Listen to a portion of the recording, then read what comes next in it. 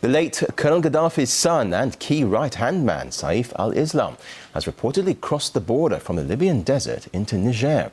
It's believed he's trying to negotiate a surrender to hand himself in to the International Criminal Court. If he does eventually stand trial, he could yet spill some of the secrets of the regime's murky dealings with the same governments that helped topple his father. RT's Ivor Bennett reports. To some, Muammar Gaddafi was a man who knew too much. Secrets which will, supposedly, be buried with him. I think that there were tremendous sighs of relief all over capitals in Western Europe. This is somebody who cut all sorts of deals, particularly with the French, but also the British and the Italians, and to a certain extent the Americans as well.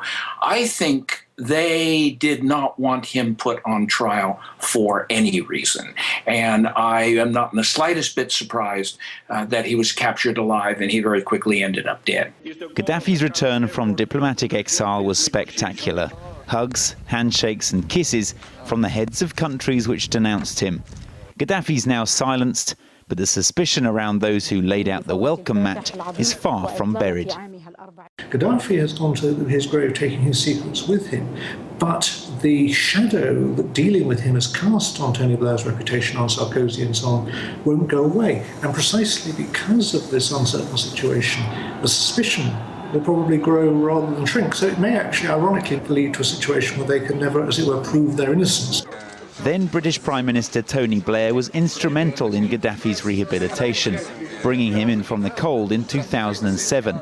But Blair didn't leave empty-handed. Trade between them flourished, so did the cosy relationship. There were 6 more secret meetings after Blair left office, his people denying they were about releasing the Lockerbie bomber, Abdul-Basit al-Megrahi, or Britain would lose its lucrative Libyan deals. I regret myself enormously that Gaddafi was butchered. He should have been sent to the International Criminal Court, put on trial and forced to answer questions for all the terrible things he did. And if it damaged either contemporary world leaders or previous regimes and leaders, tough. We need to know what is done in our name with bad people. Some details of the murky dealings have already emerged, claiming the reputation of one of Britain's leading universities. The London School of Economics agreed a contract with the Gaddafi regime worth over £2 million to educate hundreds of its future civil servants. The director here was forced to resign, and now the University of Tripoli is demanding the money back. French leader Nicolas Sarkozy was never shy in greeting Gaddafi, even letting him pitch his tent in the Élysée Palace, apparently for bankrolling Sarkozy's path to the presidency.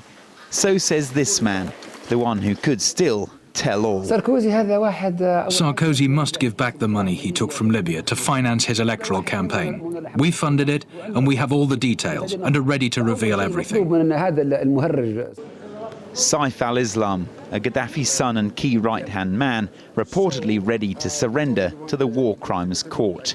Saif is going to have a lot of information on that. I think it was Saif that Tony Blair intervened for him to help him get his dodgy PhD degree from the London School of Economics, when a lot of that degree apparently was plagiarized. So there's a lot of things that have gone on that Saif al-Gaddafi knows about. Saif Gaddafi's wanted to answer for his own actions in Libya's drawn-out battle for control, but it's what he could reveal about the diplomatic deals with his father that's keeping the Western power players sweating. Ivor Bennett, RT, London.